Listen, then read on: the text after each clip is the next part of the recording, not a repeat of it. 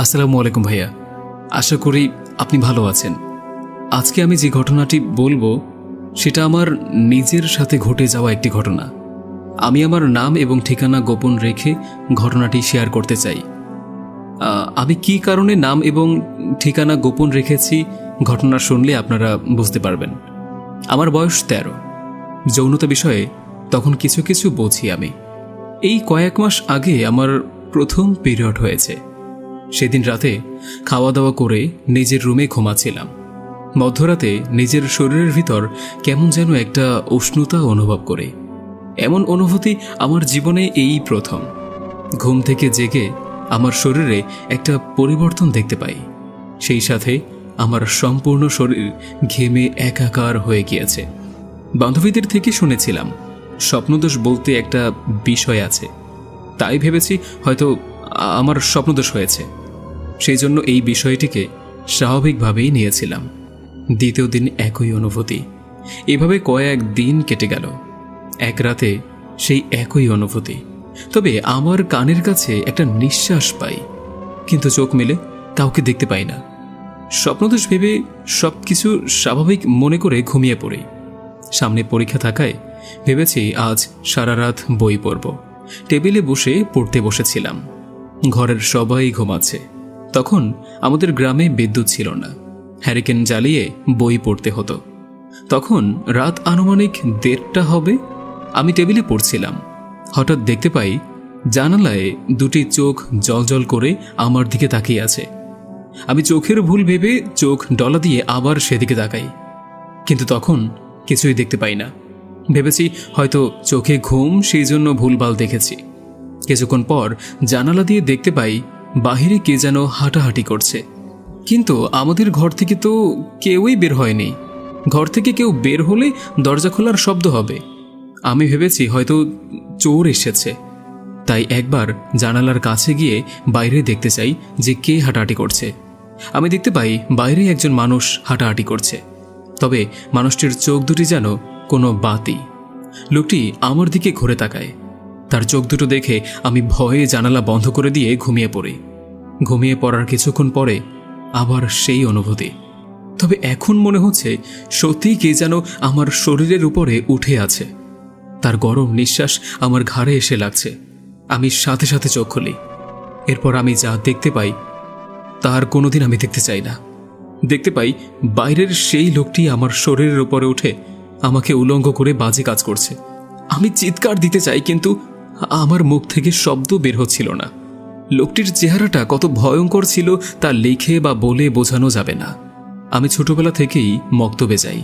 মক্তব থেকেই আয়াতুল কুরসি মুখস্থ করেছি। আমি বারবার চিৎকার দিতে চাচ্ছি, কিন্তু পারছি না। লোকটির চেহারা দেখে বুঝতে পারা যায় এ কোনো মানুষ নয়। এরপর আমি চেষ্টা করে আয়াতুল কুরসি পড়ার জন্য।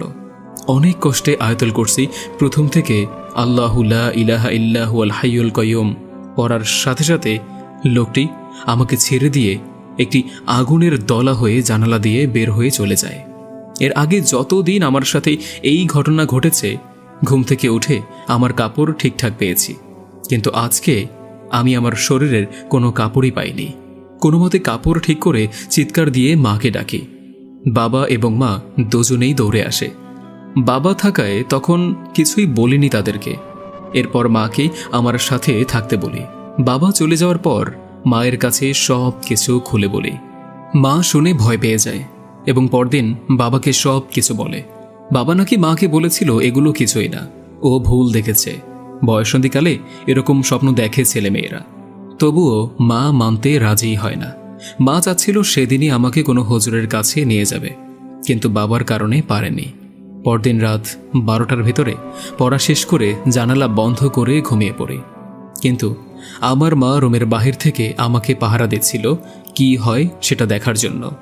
মায়ের ভাষ্যমতে রুমের একটা ছিদ্র থেকে মা আমাকে নজর দিচ্ছিলেন। আমি ঘুমিয়ে পড়ার আধা ঘন্টা পরে মা দেখতে পায় আমার ঘরে জানালা দিয়ে একটা আলো রোশনি সোজা আমার বিছানার কাছে এসে থেমে গেল। আলোর রোশনিটা আস্তে আস্তে একটা মানুষের রূপ ধারণ করল। তারপরে আমার বিছানায় একদম কাছে এসে আমার দিকে হিংস্রভাবে তাকিয়ে রইল, যে পারলে এখনই আমাকে ছিঁড়ে খাবে। তারপরে আমাকে শূন্যের উপর ভাসিয়ে নিল। আমি ঘুমে এতটা মগ্ন ছিলাম, আমার সাথে কি হতে যাচ্ছে আমি কিছুই জানি না। আমাকে শূন্যের উপর ভাসিয়ে আমার বুকের উপর থেকে ওড়না সরিয়ে নিয়ে আমার শরীরটা দেখতে লাগলো। যখনই আমার শরীরে স্পর্শ করতে যাবে, মা চিৎকার করে বাবাকে ডাক দিল।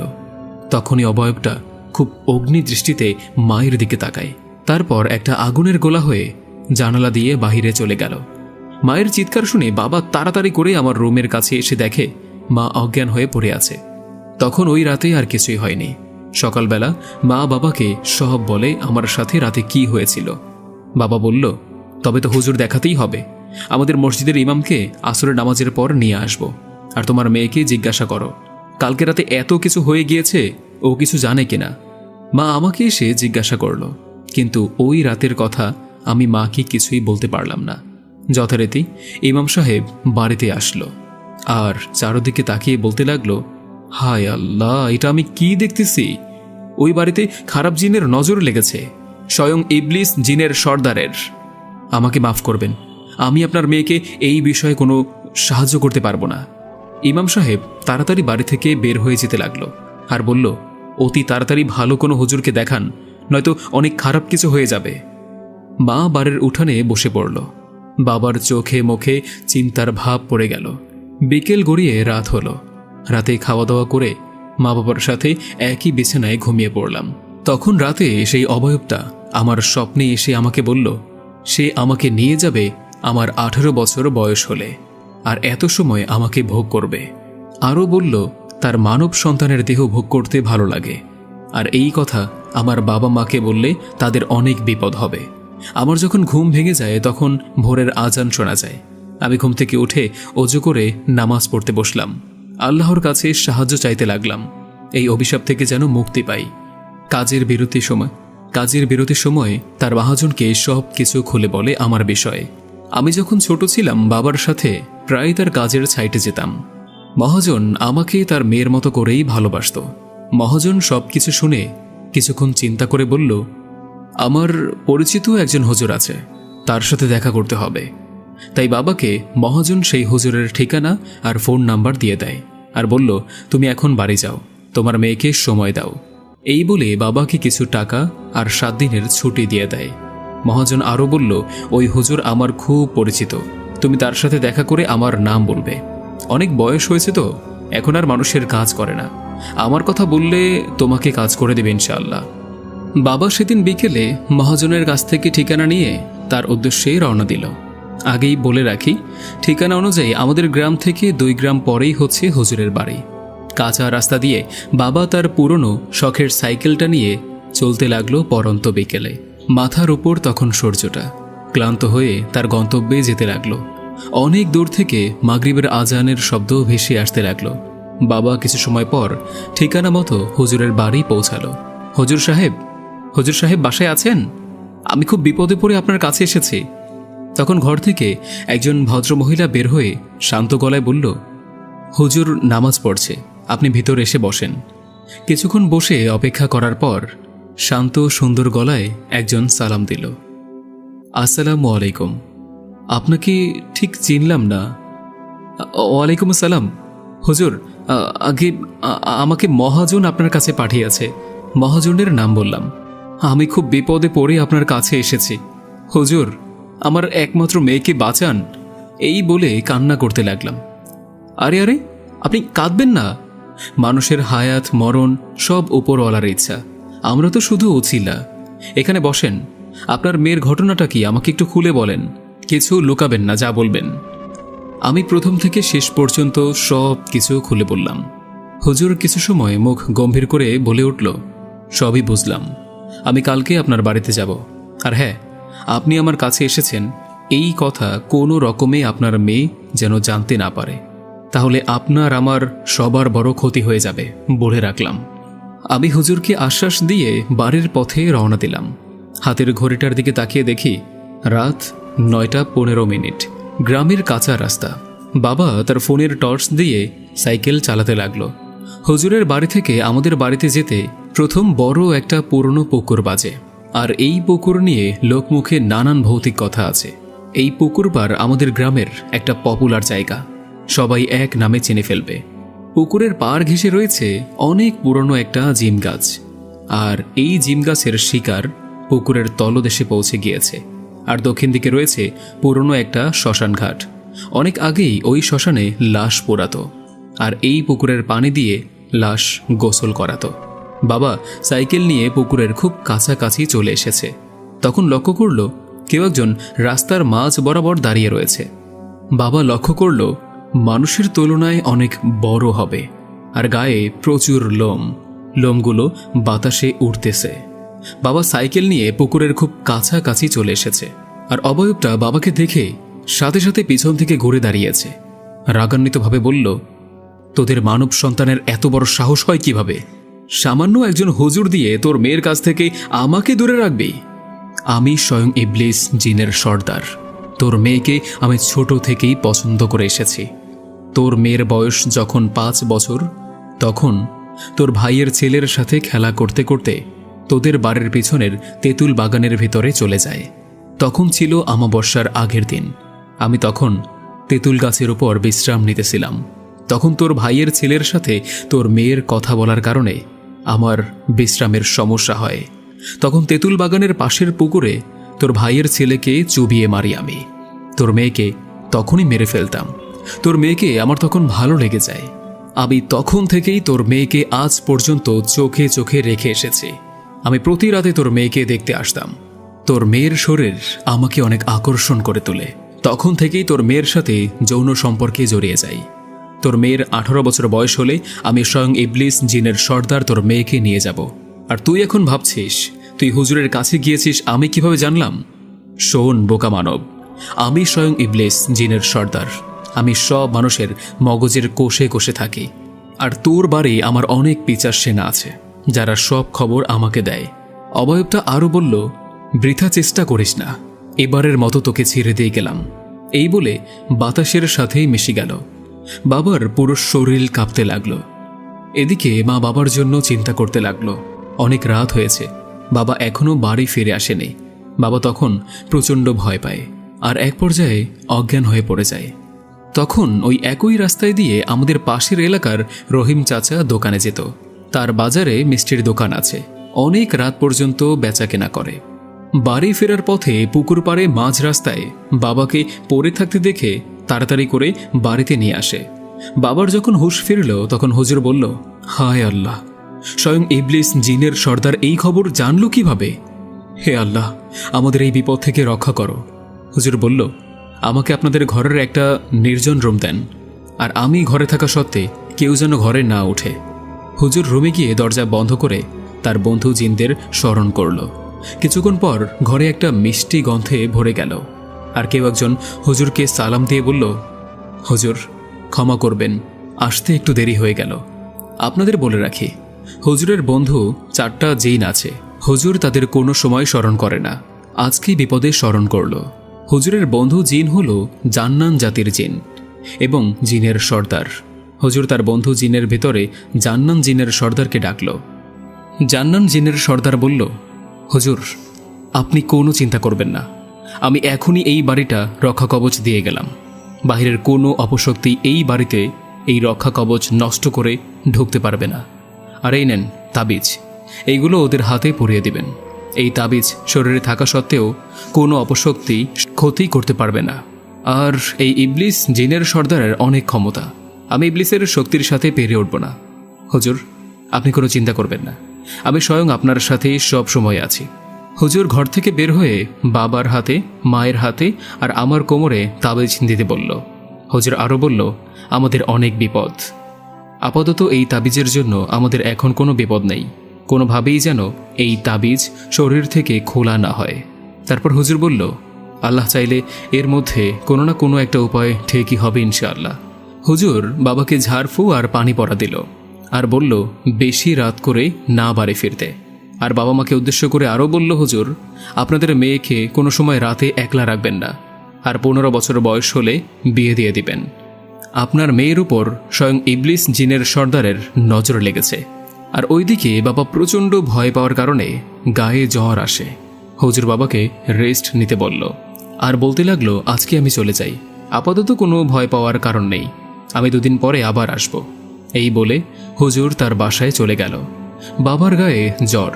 আমার মনের অবস্থা অনেক খারাপ। মা আমাদেরকে নিয়ে চিন্তিত। এক পর্যায়ে আমাদের পরিবারের অবস্থা খুব খারাপ চলতে থাকে। মা মামাকে ফোন দিয়ে সব বলল।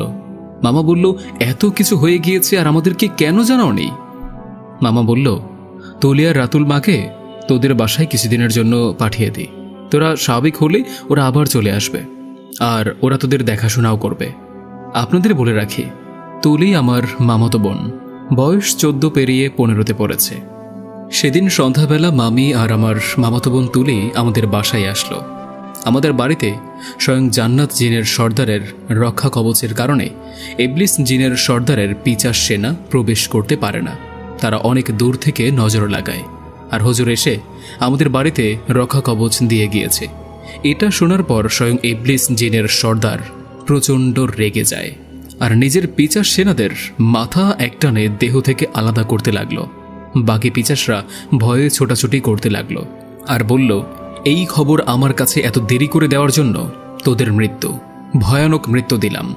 স্বয়ং ইবলিস জিনের সর্দার তখনই আমাদের বাড়িতে প্রবেশ করতে চাইল, কিন্তু জান্নান জিনের সর্দারের রক্ষা কবচের কারণে পারল না। প্রচণ্ড বাতাস বইতে লাগলো। মনে হয় এখন এই গাছ ভেঙে পড়বে আমাদের ঘরের ছাদে। এত জোরে বাতাস হওয়ার কারণে আমাদের বাসার জানালাগুলো ধপাস ধপাস শব্দ করতে আছে। তুলি ঘর থেকে জানালাগুলো টেনে দিতে লাগলো। তখন বাসার বাহিরে থাকা ইবলিসের নজর পড়ে তুলির উপর। দূর থেকে আচর করতে লাগলো তুলিকে, কিন্তু বাড়িতে সুরক্ষা কবচের জন্য করতে পারল না। তখনই ইবলিস জিনের সর্দার হুঙ্কার ছাড়লেন। ইবলিস জিন তখন মানব কন্যাদের সাথে যৌন সঙ্গম করতে মরিয়া হয়ে ওঠে। ইবলিস জিনের সর্দার তুলিকে তখন থেকেই চোখে চোখে রাখা শুরু করে। তুলি সারাক্ষণ আমার সাথে বাসায় থাকত, বাহিরে বের হতো না। আর আমার কোমরে রক্ষা কবচের জন্য স্বয়ং ইবলিস জিনের সর্দার আমার কোনো ক্ষতি করতেও পারে না। রক্ষা কবচ এতটাই শক্তিশালী ছিল যে স্বয়ং ইবলিস জিন আমার স্বপ্নেও আর আসতে পারে না। ইবলিস অপেক্ষায় আছে কিভাবে এই রক্ষা কবচ নষ্ট করা যায় আর আমাদের পুরো পরিবারের ক্ষতি করবে। হুজুরের ঝাড়ফুঁক আর পানি পড়া খেয়ে বাবা আগের থেকে সুস্থতা অনুভব করে। 2 দিন পর বাবা পুরোপুরি সুস্থ হয়ে যায়, আর আমিও স্বাভাবিক হয়ে উঠি আগের চেয়ে অনেক। আমি আস্তে আস্তে ভুলে যেতে থাকি আমার সাথে এতদিন কি হয়েছিল। তখন বৈশাখের শুরু, আকাশে কালো মেঘের ছোটাছুটি, মাঝে মধ্যে দমকা হাওয়া এসে চুলগুলো এলোমেলো করে দিয়ে যায়। আমাদের বাসা থেকে মিনিট 5-এর রাস্তার পর বড় একটা বকুল গাছ আছে। আমরা অনেক ওই গাছ থেকে ফুল কুড়িয়ে আনছি, মালা গেঁথে বাসায় টানিয়ে রাখছি। বকুল ফুলের গন্ধে সারা ঘর ভরে যেত, আর বৈশাখের প্রথম থেকেই ফুল ফোটা শুরু করে। তুলি আমাকে বলল, অনেকদিন হলো বাসা থেকে কোথাও বের হয় না, উফ আর ভালো লাগে না। তখন অনেক বাতাস বইতে শুরু করলো। তুলি আমাকে বলল, তোদের এখানে আগে একটা বকুল গাছ ছিল না? চল ফুল কুড়িয়ে নিয়ে আসি, মালা গাঁথব। আমিও ঘরে অনেকদিন থাকার কারণে এক কথায় রাজি হয়ে গেলাম। আমি ভুলেই গিয়েছিলাম যে আমার উপর স্বয়ং ইবলিস জিনের সর্দারের কামুক নজর আছে। আর ভুলবো বা না কেন, সবেমাত্র বয়স 13 বছর। আমার বয়সের তুলনায় হাত পা শরীর বড় হয়ে যায়। এই বয়সটা তো ছুটে বেড়ানোর সময়। আমি আর তুলি বাসা থেকে বের হয়ে যাই, যেতে লাগলাম বকুল ফুল কুড়িয়ে আনতে। আমাদের উপর তখনও নজর রাখছিল স্বয়ং ইবলিস জিনের সর্দারের পিচাস সেনা। এবার আর মৃত্যুর ভয়ে পিচাস সেনা আর ভুল করল না। যথারীতি খবর চলে গেল স্বয়ং ইবলিস জিনের সর্দারের কাছে। তখনও ইবলিস কামুক বাসনায় অস্থির হয়ে রয়েছে। আমরা বকুল ফুল গাছের খুব কাছাকাছি এসে পড়েছি। দূর থেকে বকুল গাছটা স্পষ্ট দেখা যাচ্ছে, আর লক্ষ্য করলাম বকুল গাছের নিচে অনেক আগের তুলনায় বেশি ফুল পড়ে আছে। আমরা এতটা ফুল দেখে খুশি হলাম। আমরা যথারীতি ফুল কুড়িয়ে নিতে লাগলাম। হঠাৎ আমি লক্ষ্য করলাম দানবের মতো শরীর নিয়ে আমাদের সামনে দাঁড়িয়ে আছে স্বয়ং ইবলিস জিনের সর্দার, যাকে আমি আগে প্রতিদিনই স্বপ্নে দেখতাম। আজকে সরাসরি নিজ চোখে তার আসল রূপ দেখে জ্ঞান শূন্য হয়ে যাওয়ার পালা আমার। তার দেহটা এতটাই বড় ছিল, আছে পাহাড় পর্বতের মতো উঁচু। আমরা তার কাছে পিঁপড়ার সমান হব। আমাদের শরীর বাকরুদ্ধ হয়ে গিয়েছে। আমরা দৌড়ে পালানোর অনেক চেষ্টা করলাম, কিন্তু এক পরিমাণও সমান যেতে পারলাম না। চিৎকার করে কান্না করতে শুরু করলাম, কিন্তু কোনো শব্দ মুখ থেকে বের হলো না। তখনই ইবলিস জিনের সর্দার হাসতে হাসতে দানব আকারের দেহ থেকে আস্তে আস্তে ছোট হতে লাগল, একজন সাধারণ মানুষের আকারের মতো হয়ে গেল। লক্ষ্য করলাম ইবলিসের গায়ে কালো আলখাল্লা পরা ছিল। স্বয়ং ইবলিস জিনের সর্দার তার গা থেকে আলখাল্লাটা এক টানে খুলে ফেলল। তার সারা শরীরে কালো কালো লোম ভরা ছিল, আর গা থেকে শিউলি ফুলের গন্ধ আসতে লাগলো। এতটাই তীব্র গন্ধ ছিল যে আমরা মাতাল হয়ে যাচ্ছি। চারদিকে প্রচণ্ড বেগে বাতাস বইতে শুরু করে, মনে হয় এখনই বাতাসে উড়ে নিয়ে যাবে কোনো এক দেশে। আশ্চর্য এক ব্যাপার হলো, আমাদের গায়ে কোনো বাতাস লাগে না। ইবলিস জিন প্রথম আমার দিকে তার লালসা ভরা উলঙ্গ শরীর নিয়ে এগিয়ে আসে। আমার বারবার মনে হতে লাগলো আমি এখনই জ্ঞান হারিয়ে ফেলব, কিন্তু সেটাও সম্ভব হয় না। ইবলিস যতটা আমার কাছে আসে ততটাই আমি নেশাগ্রস্ত হয়ে যাই তার গায়ের শিউলি ফুলের গন্ধে। আমি মাতালের মতো দাঁড়িয়ে আছি এক দৃষ্টিতে তার দিকে তাকিয়ে। হয়তো আমাকে বশ করে ফেলেছে, আমার একদম কাছে এসে গিয়েছে। ইবলিসের গরম নিঃশ্বাস আমার গায়ের কাছে অনুভব করতে পারে। তখন আমাকে ইবলিস ছুঁতে লাগলো। তখনই স্বয়ং ইবলিস জিনের সর্দার আমার থেকে অনেকটা দূরে ছিটকে পড়ে গেল, কারণ তখনও আমার কাছে জান্নান জিনের সর্দারের রক্ষা কবচ ছিল। ইবলিস জিন রেগে গিয়ে চিৎকার করে আবার আমার দিকে ছুটে আসতে লাগলো, আবারও ছিটকে পড়ে গেল অনেক দূরে। তখন ইবলিস বুঝতে পারল রক্ষা কবচের জন্য আমার কোনো ক্ষতি করতে পারবে না।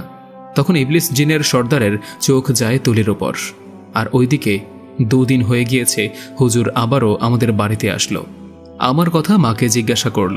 মা বলল আমি আমার ঘরেই আছি। হুজুরকে মা বসতে বলে আমাকে ডাকতে গেল। আমাকে ঘরে না পেয়ে মা চিৎকার করতে লাগলো। সবাই আমাদেরকে বাড়ির আশেপাশে খুঁজতে লাগলো। তখন হুজুর আকাশের দিকে তাকিয়ে বলল, হায় আল্লাহ, রক্ষা করো ওদের। এই বলে হুজুর বকুল গাছের দিকে দৌড়াতে লাগলো। হুজুর আকাশের দিকে তাকিয়ে দেখতে পেল এক জায়গায় অনেক কালো মেঘ জমাট বেঁধে রয়েছে। হুজুর বুঝতে পেরেছিল ওইখানেই খারাপ কিছু হতে আছে। ইবলিস জিনের সর্দার তুলিকে শূন্যের উপর ভাসিয়ে হাত পা ছড়িয়ে রাখছে, আর সে নিজেও শূন্যের উপর ভাসতে লাগলো। তুলি অনেক চেষ্টা করেও হাত পা নাড়াতে পারছে না। হয়তো কোনো অদৃশ্য বাঁধন তুলির হাত পা বেঁধে রেখেছে। তুলির বুকের ওপর থেকে ওড়নাটা সরিয়ে লোভনীয় দৃষ্টিতে তুলির দেহ দেখতে লাগলো। হয়তো কোনো ক্ষুধার্ত বাঘ তার শিকার পেয়েছে। আস্তে আস্তে তুলির বুক থেকে কামিজটা খুলতে লাগলো। ঠিক তখনই একটা মাটির দলা এসে ইবলিসের গায়ে এসে পড়ল।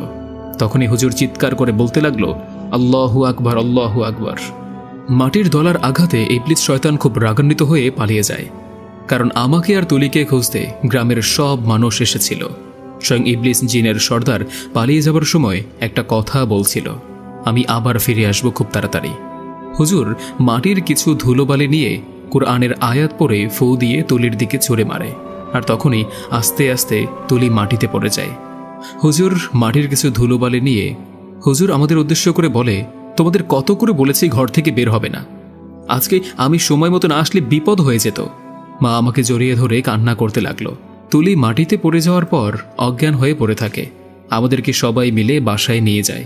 হুজুর তুলিকে কুরআনের আয়াত পড়ে ঝাড়ফুঁক করে, আর তখন তুলির জ্ঞান ফিরে। হুজুর আমাদেরকে উদ্দেশ্য করে বলে, সব সময় পাক পবিত্র থাকবে আর সময় মতো নামাজ আদায় করবে। তোমরা পবিত্র থাকা অবস্থায় কোনো খারাপ শক্তি তোমাদের ক্ষতি করতে পারবে না। এই বলে হুজুর আমাদের ঘরে ওঠে, আর সবাইকে উদ্দেশ্য করে বলে, আমি ঘর থেকে বের না হওয়া পর্যন্ত কেউ ঘরে উঠবে না। আমি এর আগে আপনাদের বলেছিলাম হুজুরের 4টা জিন বন্ধু আছে, তাদেরকে কোনো প্রয়োজন ছাড়া হুজুর স্মরণ করে না। তাদের মধ্যে একজন হলো স্বয়ং জান্নান জিনের সর্দার। জান্নান জিনের সাথে সবাই এই ঘটনার সাথে কম বেশি পরিচিত। হুজুর তার 4 বন্ধু জিনকে একসাথে স্মরণ করল। তখন আকাশে বজ্রপাত হতে শুরু করলো, প্রচণ্ড বেগে বাতাসও বইতে শুরু করলো। চারদিক থেকে অন্ধকার হয়ে যেতে লাগলো, মাটি একসাথে কাঁপতে লাগলো। আকাশ থেকে 4টা আলোর রোশনি সোজা হুজুরের রুমে প্রবেশ করল, আর একসাথে মিষ্টি মধুর কণ্ঠে হুজুরকে সালাম দিল, আসসালামু আলাইকুম হুজুর। হুজুর সালামের উত্তর দিয়ে বলল, আপনারা সবাই ভালো আছেন? একসাথে 4 জন বলল, আলহামদুলিল্লাহ ভালো। হুজুর আপনাকে খুব চিন্তিত লাগছে, আপনার কিছু হয়েছে? আমাদের 4 জনকে একসাথে ডাকার কারণ কি? তারপর হুজুর আমাদের সাথে ঘটে যাওয়া সমস্ত ঘটনা বলল এবং এর থেকে মুক্তি পাওয়ার উপায়ও জানতে চাইল। তখন হুজুরের বন্ধু জিন মুসা বলল, স্বয়ং ইবলিস জিনের সর্দারের সাথে আমরা একজন সরাসরি যুদ্ধ করে পারব না, কারণ ইবলিস হলো অন্ধকার দুনিয়ার বাদশা। আমাদের চারজনের শক্তি ব্যবহার করে ইবলিস জিনকে হত্যা করা যাবে। স্বয়ং ইবলিস জিনের সর্দারের অনেক আমাদের তুলনায় পিচাস সেনা আছে। হুজুর তখন বলল, আল্লাহর কোরআনের আয়াতের কাছে এই খারাপ শক্তি কিছুই না। তখন হুজুরের বন্ধু জিনরা বলল, আপনি কোনো চিন্তা করবেন না হুজুর, আমরা চারজন একসাথে খোঁজ নিয়ে দেখছি কি আছে। এই বলে তারা হাওয়ায় মিশে যায়। হুজুর আমাদের বাড়ি থেকে তখনই চলে যায় আর বলে যায়, আমি 7 দিন পর আবার আসব। এই বলে তুলিকে একটা তাবিজ দিয়ে যায় আর বলল, সব সময় পাক পবিত্র থাকবে। তখন বিকেলে মামা এসে তুলিদের নিয়ে যায়।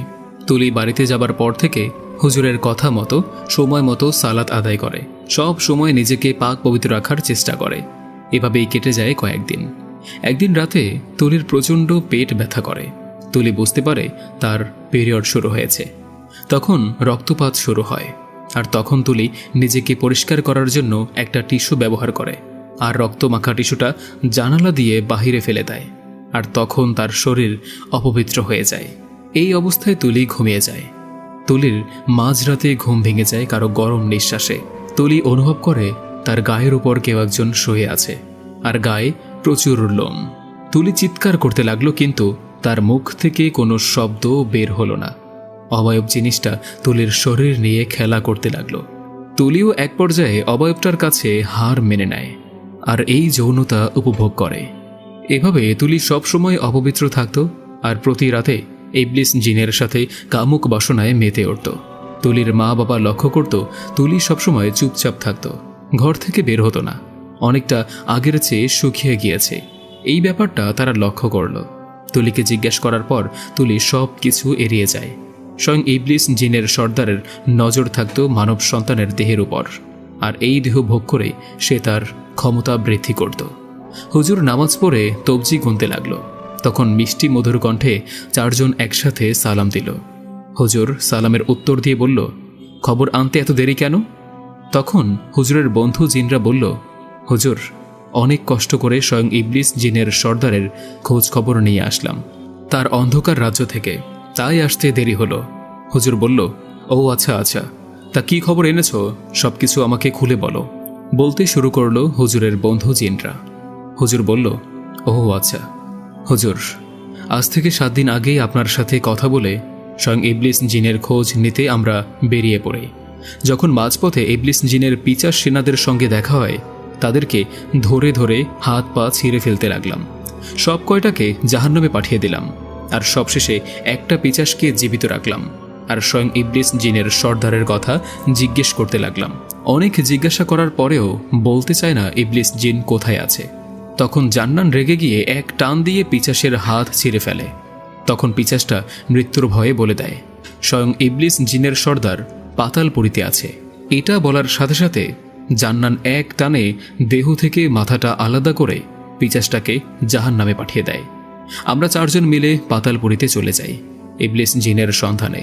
আর অনেক কষ্ট করে জানতে পারি পূর্ণ নক্ষত্রের রাতে ইবলিস জিনের শক্তি কমে যায়, আর ওই রাতে ইবলিস জিন তার পাতালপুরীর রাজ্যেই থাকে। আর আমাদের ওই পূর্ণ নক্ষত্র রাতে স্বয়ং অন্ধকার দুনিয়ার বাদশাহ ইবলিস জিনের সর্দারকে হত্যা করতে হবে। হুজুর বলল, ও আচ্ছা, তা তো বুঝলাম। পূর্ণ নক্ষত্র আসতে তো এখনো অনেক দিন বাকি আছে। তখন হুজুরের বন্ধু জিনরা বলল, হুজুর এখন শুধু আমাদের অপেক্ষা করতে হবে পূর্ণ নক্ষত্র রাতের জন্য। এই বলে হুজুরের জিনরা চলে যায়। হুজুর একটা দীর্ঘশ্বাস দিয়ে বসে রইল। প্রতিটা রাতের মতো গভীর রাতে তুলির সাথে ইবলিস জিনের শারীরিক সম্পর্ক হয়। এই মানব কন্যার সাথে শারীরিক সম্পর্ক করার সাথে ইবলিস জিনের আরেকটা উদ্দেশ্যও আছে। স্বয়ং ইবলিস জিন চায় কোনো অল্প বয়সী কুমারী মেয়ের সাথে শারীরিক সম্পর্ক করে তার গর্ভে স্বয়ং ইবলিস জিনের সর্দারের বাচ্চা হবে। আর সেই অর্ধেক মানব আর অর্ধেক জিন হবে। তার থাকবে প্রচুর ক্ষমতা। জিন আর মানুষের মিলনের কারণে প্রচণ্ড শক্তিশালী হয়ে উঠবে সেই শিশু। আর এই শিশু এতটা শক্তিশালী হয়ে উঠবে যে এর দ্বারা স্বয়ং ইবলিস জিনের সর্দার সব রকমের কাজ করাতে পারবে। একটা শয়তান কখনো মসজিদ মাদ্রাসায় প্রবেশ করতে পারে না, পবিত্র কোনো স্থানে থাকতে পারে না। আর এই শিশু মসজিদ, মাদ্রাসা, মন্দির, গির্জা সব জায়গায় প্রবেশ করতে পারবে। স্বয়ং ইবলিস শয়তান যেখানে প্রবেশ করতে ভয় পায় সেখানে এই শিশু প্রবেশ করতে পারবে কোনো বিপদ বাধা ছাড়াই, কারণ তার শরীর অর্ধেক মানুষের আর অর্ধেক জিনের হবে। যেদিন তুলির পিরিয়ড হয়েছিল আর সেই পিরিয়ডের রক্ত টিস্যু দিয়ে জানালার বাহিরে ফেলার সময় ওইখান থেকে যেতেছিল শয়তানের পূজারীর পালিত পিচাস। তখন তুলির পিরিয়ডের রক্ত দেখে চমকে গেল সে। কুমারী মেয়েদের পিরিয়ডের রক্ত দিয়ে কালো বিদ্যা করা হয়। শয়তানের পূজারীর নাম ছিল রাহু তান্ত্রিক। আর এই খবর পিচাসের মাধ্যমে চলে যায় শয়তানের পূজারী রাহু তান্ত্রিকের কাছে। এই খবর শুনে রাহু প্রচণ্ডভাবে হাসতে লাগলো। তার হাসির ভয়ে গাছের ডালে বসে থাকা পাখিগুলো উড়ে যেতে লাগলো। আমি এমন একজন কুমারী মেয়ের অপেক্ষাই করতেছিলাম যার রক্ত দিয়ে কালো জাদু শক্তিশালী করা যাবে, এই বলে আবার হাসতে লাগলো। শয়তানের পূজারী এতটাই শক্তিশালী ছিল যে তার কাছে হাজারো ইফরিত জিন আছে, আর এই জিনগুলোর মাধ্যমে মানুষের ওপর কালো জাদু করে। আর 7 দিন হয়ে যাওয়ার পর হুজুর আমাদের বাসায় আসতে লাগলো। আমি আগেই বলেছিলাম আমাদের বাসা থেকে হুজুরের বাসা 2 গ্রাম পরে। ওইদিকে হুজুরের বন্ধু জিনরা অপেক্ষা করতে আছে পূর্ণ নক্ষত্রের রাতের জন্য, স্বয়ং অন্ধকারের বাদশাহ ইবলিস জিনের সর্দারকে জাহান্নামে পাঠিয়ে দেওয়ার জন্য। স্বয়ং জান্নান জিনের সর্দারের রক্ষা কবচের জন্য আমাদের বাড়িতে আর কোনো অশুভ শক্তি প্রবেশ করতে পারে না। কিন্তু আমার উপর এখনও স্বয়ং ইবলিস জিনের সর্দারের নজর থেকে যায়। সে প্রতিজ্ঞা করে আমার 18 বছর বয়স হলে আমাকে নিয়ে যাবে, আর হুজুর বলছে আমার 15 বছর বয়স হলে আমাকে বিয়ে দিয়ে দিতে। স্বয়ং ইবলিস শয়তান বেঁচে থাকতে আমাকে কি 15 বছর বয়সে বিয়ে দিতে পারবে? স্বয়ং ইবলিস জিনকে কি পূর্ণ নক্ষত্রের রাতে হত্যা করতে পারবে? তুলির গর্ভে কি ইবলিস জিনের বাচ্চা হবে আজও? শয়তানের পূজারীর পালিত পিচাস তুলির পিরিয়ডের রক্তমাখা টিস্যু দেখে চমকে যায়, কারণ শত শত বছর ধরে এই পৃথিবীতে কালো জাদু চর্চা করা হয়, আর এই জাদুর মাধ্যমে অনেক খারাপ কাজ করা হয়। শয়তানের পূজারীর পালিত পিচাসেরও নজর থেকে যায় তুলির ওপর, কবে আবার তার পিরিয়ড হবে। এত কিছু বলার কারণ হলো এই ঘটনাটা আস্তে আস্তে অন্যদিকে মোড় নিতে চলেছে। আজকে শনিবার, সামনে আমার পরীক্ষা। এত কিছু আমার সাথে হয়ে যাওয়ার জন্য অনেক দিন যাবৎ স্কুলে যেতে পারেনি। মা বলল, অনেক দিন তো হলো, এখন তুমি পুরোপুরি সুস্থ, তোমার সামনে পরীক্ষা, সেজন্য এখন থেকে রোজ স্কুলে যাওয়া শুরু করো। আমি বললাম, মা সবে তো মাত্র সুস্থ হলাম, আরও কিছুদিন বাসায় থাকি না। হুজুর তো বলল আমাকে যে আমি ঘর থেকে যেন বাহিরে বের না হই। না না, আমি স্কুলে যাব না মা, আরও কিছুদিন থাকি না, ভালো লাগে না। গ্রামের মায়েরা ছেলে মেয়ের যা কিছুই হয়ে যাক না কেন, তবুও স্কুল কামাই করতেই দেবে না। মা বলল, তোমার সামনে পরীক্ষা, তোমার বাবা কাজে যাওয়ার সময় তোমাকে স্কুলে নিয়ে যাবে। এক পর্যায়ে মায়ের জোরাজোরির কারণে স্কুলে যাওয়ার জন্য রাজি হলাম। অন্যদিকে শয়তানের পূজারীর রহুতান্ত্রিক তার পালিত ভয়ানক পিচাসের মাধ্যমে জানতে পারে তুলির সাথে স্বয়ং ইবলিস জিনের সর্দারের শারীরিক সম্পর্ক হয় প্রতি রাতে। এটা শোনার পর তান্ত্রিক অট্টহাসিতে ফেটে পড়ে, কারণ শয়তানের পূজারী রাহুতান্ত্রিক চায় স্বয়ং ইবলিস জিনের সর্দার তার গোলাম হয়ে থাকুক। এটা শোনার পর তান্ত্রিক অট্টহাসিতে ফেটে পড়ে। রাহুতান্ত্রিক তখন তার পালিত ইফরিত জিনকে বলল, আমাদের যত পিচাস সেনা আর বিভিন্ন প্রজাতির জিন আছে তাদের সবাইকে যুদ্ধের জন্য প্রস্তুত রাখো। আমি অন্ধকার জগতের বাদশাহ স্বয়ং ইবলিস জিনের সর্দারকে আমার বশে আনতে চাই, আর আমার ক্ষমতা আরও বাড়াতে চাই। এই বলে অট্টহাসিতে হাসতে লাগল। অন্যদিকে তুলির অবস্থা দিন দিন খারাপ হতে থাকে। তুলি শয়তানের মহিমায় এতটা পড়েছিল যে প্রতিটা রাতে শারীরিক সম্পর্ক না করলে অস্থির হয়ে যেত। তুলির মা এই বিষয়টা লক্ষ্য করে, তার মেয়ের ঘাড়ে নখের আঁচড়ে লাল হয়ে আছে। তখন তুলির মা বিষয়টা তুলির বাবাকে জানায়। তুলির মা ভাবল আজকে রাতে তুলির উপর নজর রাখতে হবে, তার মেয়ের সাথে কি এমন হয়। যেই ভাবা সেই কাজ। রাতে খাওয়া দাওয়ার পর সবাই যার যার মতো ঘুমাতে গেল। তুলিও তার রুমে গিয়ে শুয়ে পড়ল, আর তুলির মা তুলির রুমের জানালার কাছে বসে নজর রাখতে লাগল। রাত আনুমানিক কয়টা হবে বলতে পারবো না। হঠাৎ আমি অনুভব করলাম তুলির রুমের দিকে একটা আগুনের গোলা আসতে লাগলো, আর সাথে আসতে লাগলো শিউলি ফুলের ঘ্রাণ। এখন আমি স্পষ্টভাবে দেখতে আছি একটা আগুনের গোলা তুলির রুমে প্রবেশ করল। আর আমি এটা দেখে অবাক হলাম, তুলি শোয়া অবস্থা থেকে উঠে খাটে বসে পড়ল। হয়তো ও কারো জন্য ওদের অপেক্ষা করতেছিল। আমি অবাক দৃষ্টিতে ওদের রুমের দিকে তাকিয়ে রইলাম। আগুনের গোলা থেকে আস্তে আস্তে একটা মানুষের রূপান্তরিত হলো একটা অবয়ব। মানুষ বললে ভুল হবে, অবয়বটার পা ছিল ঘোড়ার পায়ের মতো, মুখ ছিল ঝলসানো, মাথায় ছিল একটি শিং, শুধু হাত ছিল মানুষের মতো। তুলিকে দেখে অবয়ব জিনিসটা একটা বিশ্রী হাসি দিল। আমার জ্ঞান হারানোর মতো অবস্থা, কিন্তু তুলিকে দেখে মনে হলো ওর কোনো ভয়ই নেই। ও হয়তো প্রতিদিনই অবয়বটাকে খুব কাছ থেকেই দেখে। আমি তখন জোরে জোরে আয়াতুল কুরসি প্রথম থেকে পড়লাম, আল্লাহু লা ইলাহা ইল্লাহু আল হাইয়ুল কাইয়ুম। পড়ার পরে অবয়বটা অদৃশ্য হয়ে চলে যায়। আর তুলির দিকে তাকিয়ে দেখলাম তুলি আমার দিকে রাগান্বিতভাবে অগ্নিদৃষ্টিতে তাকিয়ে রয়েছে, যেন আমি ওর কোনো বড় ক্ষতি করে ফেলেছি। আমি তুলির বাবাকে ডাক দিলাম এবং সব কিছু বললাম। আমরা সারাটা রাত তুলির রুমে বসে কাটিয়ে দিলাম। অনেক দূর থেকে শোনা যায় আজানের শব্দ, চারদিকে পাখির কিচিরমিচির শব্দ। তখন মামা আমার মাকে ফোন দিয়ে রাতে তুলির সাথে ঘটে যাওয়া সমস্ত ঘটনা বলে। মা বলল, হুজুরের দেওয়া তাবিজটা এখনো কি তুলির সাথে আছে? মামা বলল, সেটা তো আমি জানি না, তুই কলে থাক, আমি জিজ্ঞেস করে দেখি। মামা মামিকে জিজ্ঞেস করলো তুলির কোমরে কোনো তাবিজ আছে কিনা। মামি ভালোভাবে দেখল তুলির কোমরে কোনো তাবিজ নেই। সেটা মামা মাকে জানালো। মা বলল, আমি হুজুরকে ফোন দিয়ে সবকিছু বলতেছি, তোরা তুলির সবসময় খেয়াল রাখ। হুজুরকে মা ফোন দিয়ে সমস্ত ঘটনা খুলে বলে। হুজুর বলে, এই শয়তান কি চায় আর কত মানুষের জীবনকে নরক বানাবে।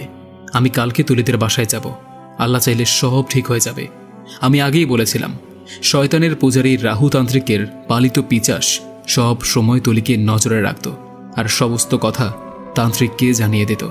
এই ঘটনাও তান্ত্রিক রাহু জেনে যায় তার পালিত পিচাসের মাধ্যমে। তান্ত্রিক প্রচণ্ডভাবে রেগে যায়, কারণ হুজুর যদি তুলির চিকিৎসা করে তাহলে ইবলিস জিনের সর্দার তার হাতের কাছ থেকে চলে যাবে, তার এত দিনের স্বপ্ন নষ্ট হয়ে যাবে। আর এটা তো তান্ত্রিক কখনোই হতে দেবে না, এটা হতে দেবেই না।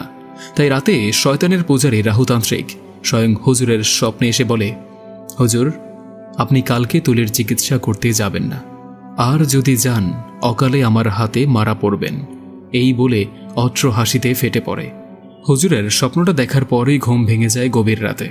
তখন হুজুর তাহাজ্জুদের নামাজ আদায় করে গভীর চিন্তায় মগ্ন হয়ে থাকে। হঠাৎ এই স্বপ্ন দেখার কারণ কি?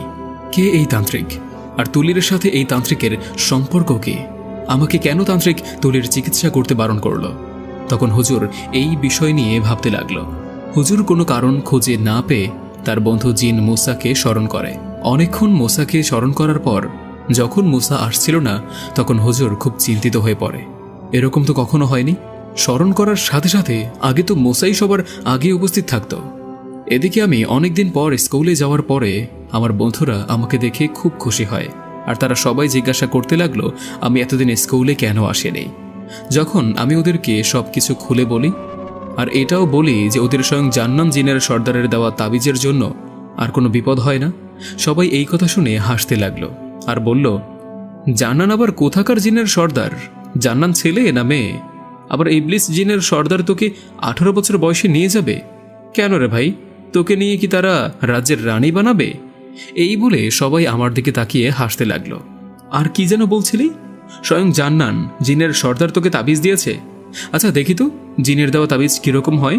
কই কই কোথায় তাবিজ দিয়েছে? হ্যাঁ কই দেখি তো। আবার দেখিস জান্নান জিন তোকে আবার না নিয়ে যায়, আর যদি নিয়েও যায় আমাদেরকে মনে রাখিস, আমরা কিন্তু তোর বন্ধু ছিলাম। জিনের ভালোবাসা পেয়ে আমাদেরকে আবার ভুলে যাস না। এই বলে আবার সবাই হাসতে লাগলো। আমি ওদের কথাগুলো না নিতে পেরে কান্না করে দিলাম।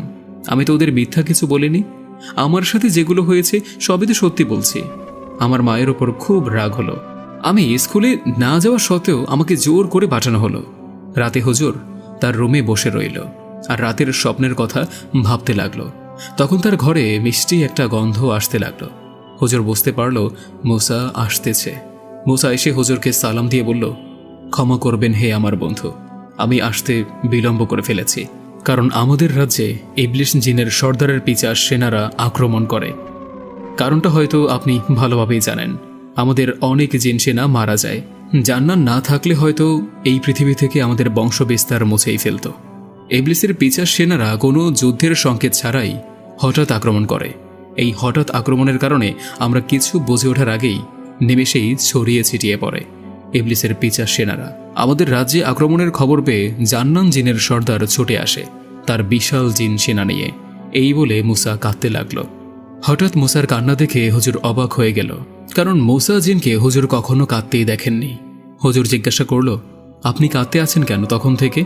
মুসা জিন বলল, স্বয়ং ইবলিস জিনের সর্দারের পিছার সেনাদের সাথে যখন জান্নান জিনের সেনারা যুদ্ধে জড়িয়ে যায় তখন ইবলিস জিনের সর্দার আসে। জান্নান জিনের সর্দার তখন তার ভয়ানক আসল রূপে চলে যায়, পাহাড়ের মতো উঁচু হয়ে যায়, বিশাল আকারের দেহ নিয়ে একটা আগুনের তলোয়ার নিয়ে ইবলিসের সম্মুখীন হয়। জান্নান জিনকে এতটা ভয়ানক দেখতে লাগছিল, হুজুর আপনাকে কি বলবো, জান্নানের গা থেকে জ্বলন্ত আগুনের শিখা উস্কে উস্কে পড়ছিল।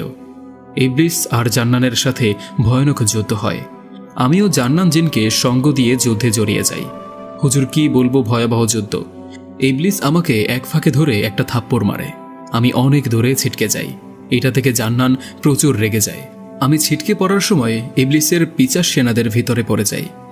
ইবলিসের সাথে তখনও জান্নানের যুদ্ধ চলে। জান্নান আমার দিকে এক নজর তাকানোর সাথে সাথে পিছন থেকে তরোয়ালের এক আঘাতে জান্নান জিনের বাম হাত কেটে ফেলে।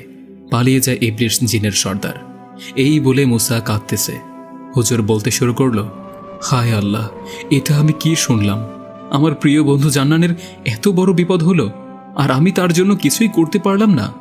তখন মুসা বলতে শুরু করল, হুজুর আপনি আমাকে কিসের জন্য স্মরণ করেছেন? হুজুর তার স্বপ্নের ভিতরে আর তুলির সাথে ঘটে যাওয়া সব কিছু খুলে বলল। তখন মুসা বলল, হুজুর আপনি চোখ বন্ধ করেন, আমি যতক্ষণে চোখ মেলতে বলবো না ততক্ষণে চোখ মেলবেন না। এই বলে মুসা হুজুরের কপালে হাত দিয়ে হুজুরের দেখা স্বপ্ন মুসা নিজেও দেখতে লাগল। কিছুক্ষণ পর বলল, হুজুর চোখ খোলেন, এটা কোনো দুঃস্বপ্ন নয় হুজুর, আপনাকে স্বপ্নের ভিতরে সাবধান করে দিয়েছে শয়তানের পূজারী রাহু তান্ত্রিক। হুজুর আপনি আর কালকে তুলির চিকিৎসা করতে যাবেন না, আপনি যদি যান আপনার উপর অনেক বিপদ হতে পারে। তখন হুজুর বলল, আমি শুধু আমার আল্লাহকে ভয় পাই, তাছাড়া আর কাউকে না। আমি কালকে যাব আর ইবলিসকে জাহান্নামে পাঠিয়ে দেব। তখন মুসা বলল, হুজুর শয়তানের পূজারীর রাহুতান্ত্রিকের অনেক পালিত শক্তিশালী জিন আছে, এদের মাধ্যমে আপনার ক্ষতি করবে। হুজুর বলল, কোরআনের আয়াতের কাছে কোনো খারাপ শক্তি আজ পর্যন্ত দাঁড়াতে পারেনি, আর পারবেও না। তখন মুসা বলল, হুজুর তাহলে আমিও আপনার সাথে যাব তুলির বাসায়, আপনাকে একলা বিপদের মধ্যে যেতে দিতে পারে না। তখন হুজুর বলল, মুসা আমার সাথে আমার আল্লাহর রহমত সব সময় আছে, আপনি জান্নান জিনকে সময় দিন আর ওর দেখাশোনা করেন, আমি এলাকায় যাব তুলির চিকিৎসা করতে, দেখি শয়তানের পূজারী আমার কি করতে পারে। তখন মুসা জিন বলল, হুজুর আমি আর আপনাকে যেতে বারণ করব না, যদি আপনার জন্য কেউ উপকারিত হয় তাহলে আপনার সকল কাজ শেখা পূর্ণ হবে। আর হুজুর তুলিদের বাসায় যাবার সময় অবশ্যই কিন্তু শরীর বন্ধ করে নেবেন। এই বলে হুজুরকে সালাম দিয়ে মুসা জিন চলে যায়। হুজুর তার প্রয়োজনীয় সবকিছু গুছিয়ে রাখে আর সকালের জন্য অপেক্ষা করতেছে। মধ্যরাতে হুজুর তাহাজ্জুদের নামাজ আদায় করে আল্লাহর কাছে সাহায্য প্রার্থনা করতে লাগলো। সকাল সকাল বেরিয়ে পড়ল হুজুর তার গন্তব্যে তুলিদের বাসায়। তুলিদের বাসায় যাওয়ার আগে রাস্তাঘাটে একটা বর্ণনা দিয়ে রাখি। হুজুরের বাড়ি থেকে তুলিদের বাড়ি 3 গ্রাম পর, আর নদীর তীরের রাস্তা দিয়ে যেতে হয় তুলিদের বাড়ি। তুলিদের বাড়ি যাওয়ার সময় নদীর পাশে 100 বছরের পুরনো একটা তেঁতুল গাছ আছে, আর সেই তেঁতুল গাছের নিচে রয়েছে একটা কাঁচা মাটির ঘর। আর মূলত সেই তেঁতুল গাছে 1 মাসে 3 জন কুমারী মেয়ের লাশ পাওয়া গিয়েছে ঝুলন্ত অবস্থায়। লাশগুলোর অবস্থা এতটাই খারাপ ছিল, না দেখলে কেউ বিশ্বাস করত না। বুক চিরে কলিজা বের করে নিয়েছে, মাথা থেকে চোখ দুটো আলাদা করে ফেলেছে, যৌন স্থান শরীরে খুঁজেই পাওয়া যায়নি। এই 3 কুমারী মেয়ের রহস্যজনক মৃত্যুর রহস্য কেউ খুঁজে বের করতে পারেনি। পুলিশ এসে তদন্ত করে অবাক হয়ে যায়, কারণ এই মৃত্যু কোনো সাধারণ মানুষকে দিতে পারে না। এখনও শোনা যায় প্রতি রাতে বা দুপুরের দিকে ওই 3 মেয়ের ভয়ানক আত্মা ঘুরে বেড়াতে দেখা যায়। সেই থেকে ওই নদীর তীরের রাস্তা দিয়ে মানুষ সবসময় কম চলাচল করে। হুজুর চলতে লাগলো তার উদ্দেশ্যে। এই খবর পিশাচের মাধ্যমে জানতে পারে রাহুতান্ত্রিক। তখন রাহুতান্ত্রিক প্রচণ্ড রেগে গিয়ে শক্তিশালী ডাকিনী যোগিনীকে ডাক দিয়ে বলল, হুজুর কোনোভাবেই যেন তুলিদের বাড়িতে না যেতে পারে, হুজুরকে ভয়াবহভাবে হত্যা করে তার দেহটা তেঁতুল গাছে ঝুলিয়ে রাখতে, আর তার কলিজাটা এনে আমাকে দিতে। ডাকিনী যোগিনী ছিল 2 বোন। তারা শয়তানের পূজারী রাহুতান্ত্রিকের পালিত গোলাম ছিল। তান্ত্রিক রাহুলের হুকুম পেয়ে ডাকিনী যোগিনী তেঁতুল গাছের কাছে এসে অপেক্ষা করতে লাগল। গ্রামের কাঁচা রাস্তার সাথে বিষখালী নদী। সকালের কুয়াশা ভরা রাস্তা দিয়ে হুজুর চলতে লাগল। নদীর দিকে চোখ পড়লে মনে হয় সকালের সূর্যের আলোর কিরণে নদীর পানি ঝলমল করে। হুজুর দীর্ঘ একটা নিঃশ্বাস ফেলে হাঁটতে লাগল। হাঁটতে হাঁটতে হুজুর সেই তেঁতুল গাছের কাছে চলে আসলো। তখন হুজুর অনুভব করল আগের চেয়ে এই তেঁতুল বাগানের আবহাওয়া অনেক ঠান্ডা, আর কোনো বাতাস নেই। মনে হয় এক মৃত্যুপরী এটা। এত গাছপালা থাকা সত্ত্বেও কোনো পাখির ডাক নেই। তখন হুজুরের চোখ চলে যায় তেঁতুল গাছের দিকে। হুজুর লক্ষ্য করল তেঁতুল গাছে কে যেন পা ঝুলিয়ে বসে আছে, আর চারদিকে তার চুলগুলো এলোমেলোভাবে উঠতে লাগলো। পরনে সাদা কাপড়, মুখ থেকে রক্ত গড়িয়ে গড়িয়ে পড়তে আছে। তখন হুজুর একটা শব্দ অনুভব করে তার পিছনে, আর সাথে সাথে পিছনে তাকিয়ে দেখে হুজুরের কাছ থেকে প্রায় 10 থেকে 12 হাত দূরে সাদা কাপড় পরে দাঁড়িয়ে আছে এক নারী মূর্তি। মনে হয় কবর থেকে পচে গলে যাওয়া লাশ তার কাছে উঠে এসে দাঁড়িয়ে রয়েছে, আর প্রচুর মাংস পচা গন্ধ আসতে লাগলো তার নাকে। তখন হুজুর তাকিয়ে দেখে তেঁতুল গাছে যে বসে আছে সে ডাকিনী, আর হুজুরের পেছনে যে দাঁড়িয়ে রয়েছে সে যোগিনী। তখন 2 ডাকিনী যোগিনী একসাথে হাসতে লাগলো আর বলল, তোর অনেক দম রয়েছে, তুই স্বয়ং রাহু তান্ত্রিকের কথা অমান্য করে তুলির চিকিৎসা করতে যেতেছিলি। এই বলে আবার হাসতে লাগলো আর বলল, আর তুই তুলির কাছে যেতে পারবি না। আমরা 2 বোন ডাকিনী যোগিনী তোকে এমন মৃত্যু দেব, তোর মৃত্যু দেখে স্বয়ং মৃত্যুর দেবতা যমরাজও ভয় পেয়ে যাবে। এই বলে এক লাফে হুজুরের কাছে এসে দাঁড়িয়ে পড়ল। সাথে সাথে সূর্যময় আকাশটা কালো মেঘে ঢেকে গেল। চারদিকে বাতাস বইতে শুরু করল। আকাশে বজ্রপাত হতে লাগল। হুজুর কিছু বুঝে ওঠার আগেই হুজুরকে শূন্যে তুলে নিল। হুজুরকে তার বন্ধু জিন মুসা সতর্ক করে দিয়েছিল তুলিদের বাসায় যাওয়ার সময় তার শরীর বন্ধ করে নিতে, কিন্তু হুজুর তাড়াহুড়া করার জন্য শরীর বন্ধ করতে ভুলেই যায়। হুজুর কিছু বুঝে ওঠার আগেই হুজুরকে শূন্যে তুলে নিল। হুজুর তার জীবনে অনেক ভৌতিক কাজ করে এসেছে, কিন্তু এই ডাকিনী যোগিনী এরা হলো হুজুরের কাছে নতুনময়। হুজুর হয়তো ভুলে গিয়েছে সে একজন পবিত্র কোরআনের হাফেজ, ভুলে গিয়েছে তার সাথে আছে শক্তিশালী 4 জন বন্ধু জিন। হুজুর ভুলে গিয়েছে হয়তো তার কাছে আছে শক্তিশালী কোরআনের আয়াত, যার মাধ্যমে এই ডাকিনী যোগিনীকে নিমিষেই শেষ করে দিতে পারে। হুজুর যখন তার ঘর থেকে বের হয়, আর হুজুরের ঘর সবসময় পবিত্র থাকে, যার কারণে কোনো অপশক্তি হুজুরের ঘরে প্রবেশ করতে পারে না। শয়তানের পূজারী রাহুতান্ত্রিকের পালিত পিচাস সব সময় হুজুরের দিকে নজর রাখত। হুজুর ঘর থেকে বের হওয়ার সময় পিচাস লক্ষ্য করল হুজুর তার শরীর বন্ধ করতে ভুলে গিয়েছে, আর সাথে সাথেই এই খবর পৌঁছে যায় শয়তানের পূজারী রাহুতান্ত্রিকের কাছে।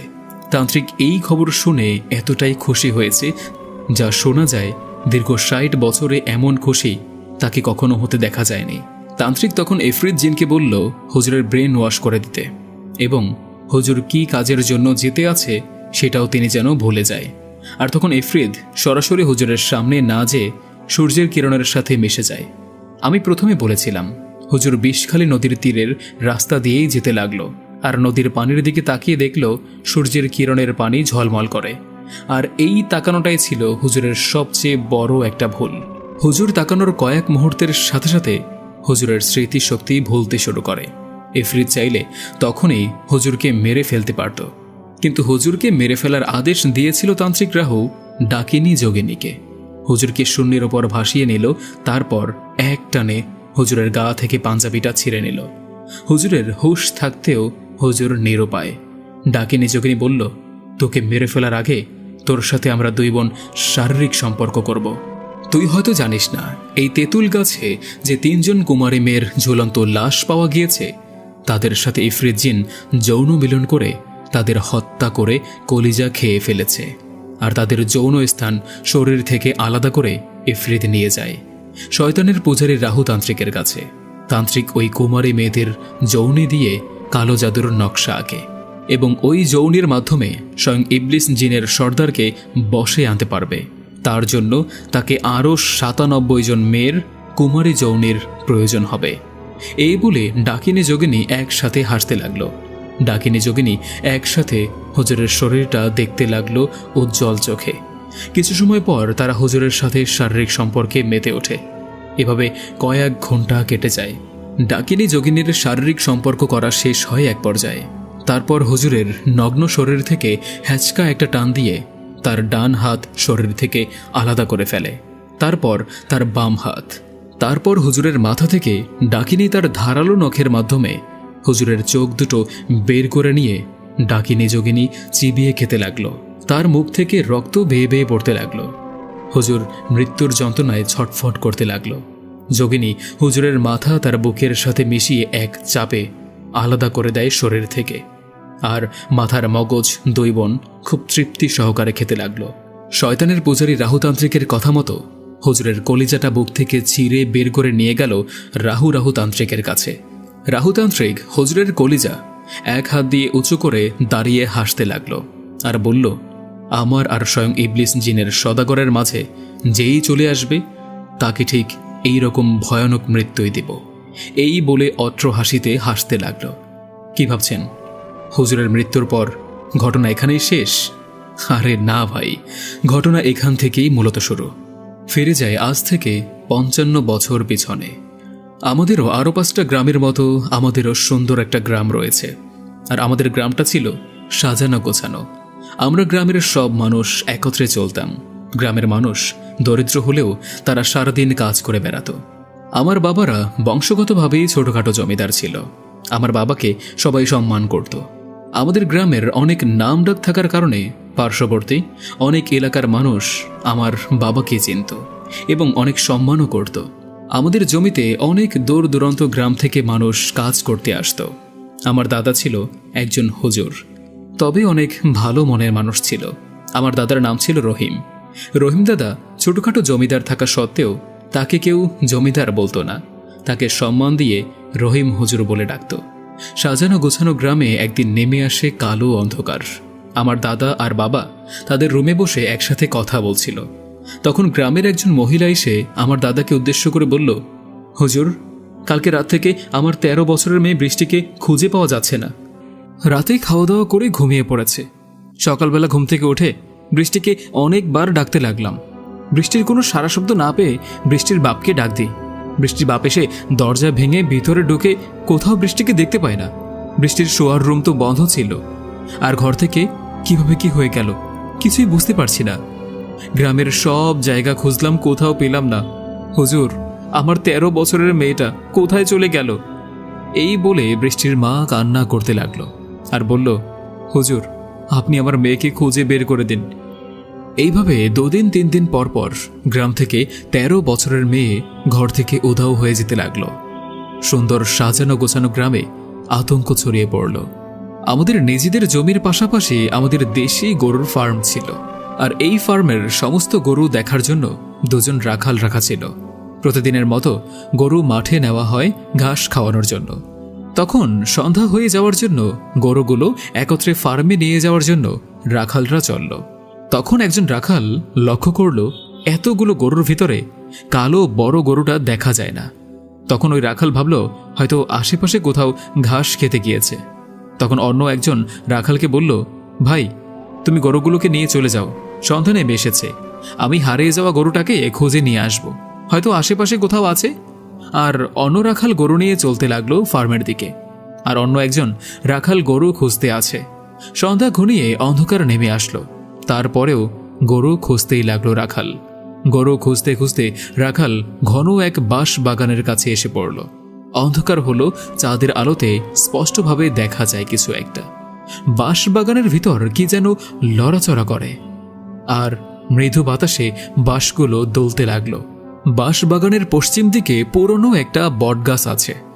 এটা কত বছরের পুরনো বটগাছ কেউ সঠিকভাবে বলতে পারে না। রাখাল হয়তো ভাবল গরুটা বাঁশ বাগানের ভিতরে ঘাস খেতে খেতে চলে গিয়েছে, এখন হয়তো বাঁশের পাতা খেতে আছে। রাখাল গরুটাকে খুঁজতে খুঁজতে বাঁশ বাগানের ভিতরে প্রবেশ করে আর চাঁদের মৃদু আলোতে খুঁজতে লাগলো।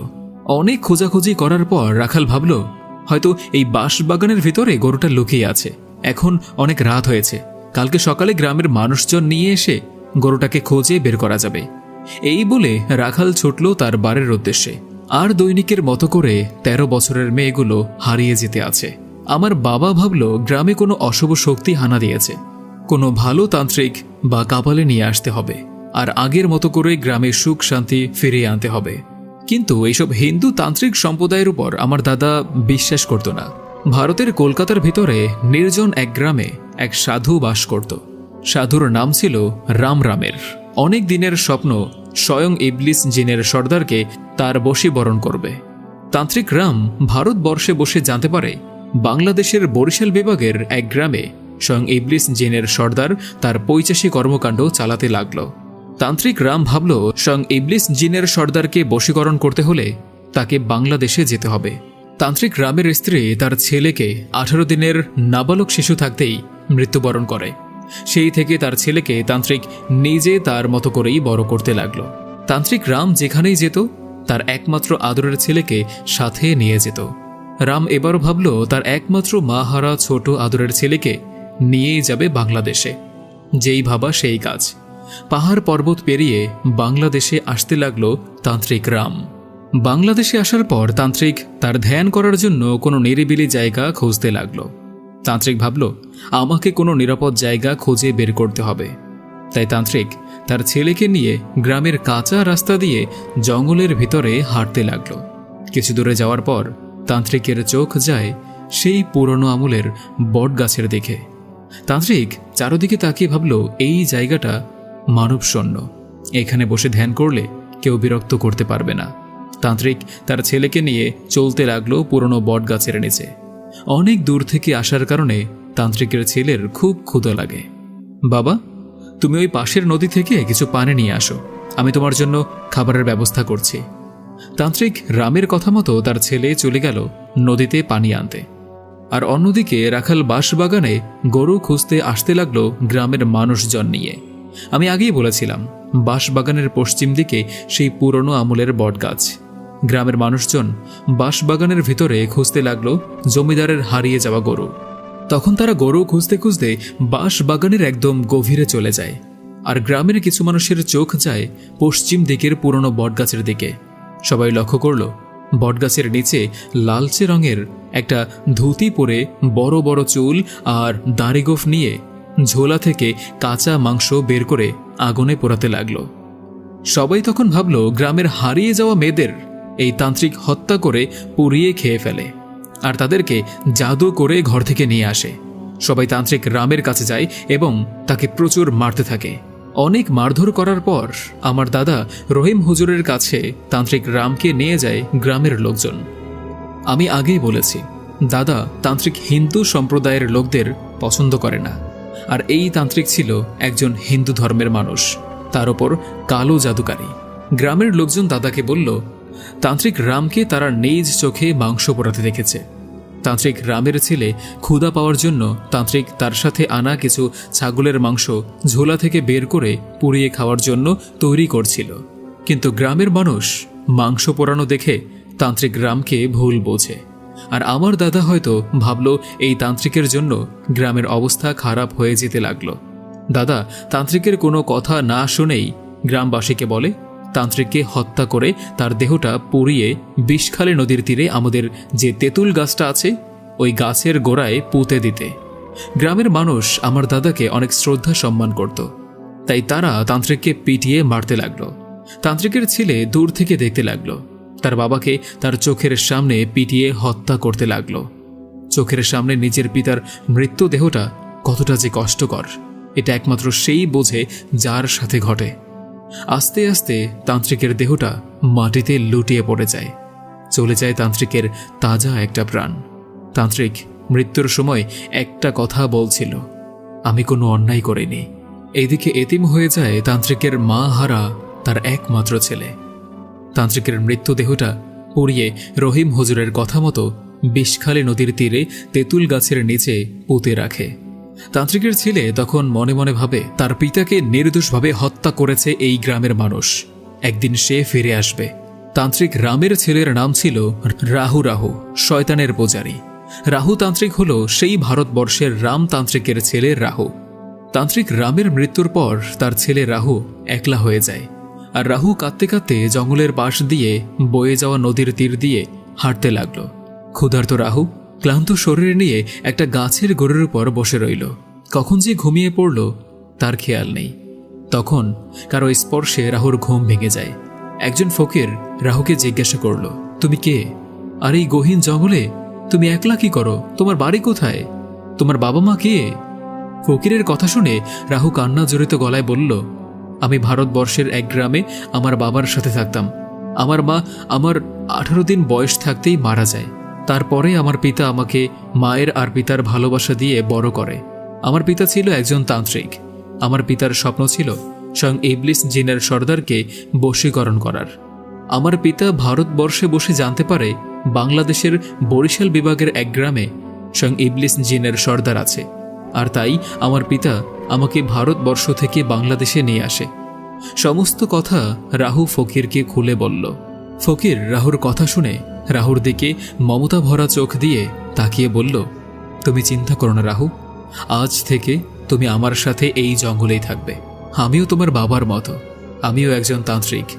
আমার নাম কালীভূষ তান্ত্রিক। আজকে থেকে তুমি আমার কাছে থাকবে, আর তোমার পিতার যে ইচ্ছেগুলো পূরণ হয়নি সেগুলো তোমাকে পূরণ করতেই হবে, তবেই তোমার পিতার আত্মা শান্তি পাবে। রাহু তো জানত তার পিতার একটাই ইচ্ছা ছিল, স্বয়ং ইবলিস জিনের সর্দারকে বশীকরণ করা। তখন থেকেই রাহু তার পিতার ইচ্ছাগুলো নিজের করে নিতে লাগল। ছোট রাহু তান্ত্রিক কালীবুশকে বলল, আমি আমার পিতার হত্যার চরম প্রতিশোধ নিতে চাই, আর আমি আমার পিতার অইচ্ছার স্বপ্নগুলো পূরণ করতে চাই। তখন কালীবুশ তান্ত্রিক রাহুকে বলল, তোমার পিতার স্বপ্ন পূরণ করতে তোমাকে কঠোর থেকে কঠোর পরিশ্রম করতে হবে। তান্ত্রিক কালীবুশ রাহুকে বলল, তুমি এখন অনেক ক্লান্ত, চলো আমার সাথে আমার কুটিতে। তান্ত্রিক রাহুকে কিছু খাবার খেতে দিয়ে বলল, খাবার খেয়ে বিশ্রাম নিতে, কালকে থেকে তোমার শিক্ষা শুরু হবে। অন্যদিকে তান্ত্রিক রামের মৃত্যুর পর গ্রামের মানুষ ভাবল তাদের ওপর থেকে বিপদ চলে গিয়েছে। পরদিন সকালে তান্ত্রিক কালীবুশ রাহুকে বলল, আজকে হলো আমাদের তান্ত্রিকের একটা বিশেষ রাত। এই রাতে অনেক অনেক তান্ত্রিক তাদের ক্ষমতা বৃদ্ধি করে। আজকের এই রাতে তোমাকে একটা কাজ করতে হবে। তখন রাহু বলল, পিতাজি, আমি যে কোনো কাজ করতে রাজি আছি। তখন তান্ত্রিক কালীবুশ বলল, এটা কোনো সহজ কাজ নয় রাহু। আজকে হলো অমাবস্যার রাত। এইখান থেকে পার্শ্ববর্তী এলাকায় একটি মেয়ে আত্মহত্যা করেছে। তোমাকে যে ওই মেয়ের লাশের সাথে প্রথমে যৌন মিলন করতে হবে। যৌন মিলন করে এই লাশের শরীর থেকে বিশেষ বিশেষ অঙ্গগুলো কেটে নিয়ে আসতে হবে। রাহু তখন বলল কালীবুশ তান্ত্রিককে কোন কোন অঙ্গগুলো কেটে আনতে হবে। তখন তান্ত্রিক কালীবুশ বলল, তুমি যখন লাশের সাথে শারীরিক সম্পর্ক করবে তখন যেখানে যেখানে তোমার শরীর লাশের শরীরে স্পর্শ করবে সেখান থেকেই তোমাকে লাশের মাংস কেটে আনতে হবে। আর এই কাজটি করাটা এতটা সোজা নয়, কঠিন একটা কাজ। তান্ত্রিক কালীবুশ রাহুকে আবার বলতে শুরু করল, এই কাজ করতে গেলে ভয় পাওয়া যাবে না। ভয় পেলে তোমার মৃত্যু নিশ্চিত। তোমাকে অনেকভাবে ভয় দেখানোর চেষ্টা করবে, কোনোভাবেই ভয় পাওয়া যাবে না। তান্ত্রিক আবার বলতে লাগলো, তুমি যখন লাশের সাথে শারীরিক সম্পর্ক করতে যাবে তখন লাশ মৃত থাকবে না, তখন লাশের ভেতরে খারাপ কোনো জিন থাকবে, তোমাকে ভয় দেখাতে শুরু করবে। আর এটা দেখে তুমি ভয় পেলে তোমাকে ওই খারাপ জিন মেরে ফেলবে। যখন তুমি দেখবে লাশ জীবন্ত হয়ে গিয়েছে তখন তুমি তাকে জোর করে শারীরিক সম্পর্ক করবে। আর তোমার শারীরিক সম্পর্ক হয়ে গেলে সব কিছুই আবার আগের মতো হয়ে যাবে।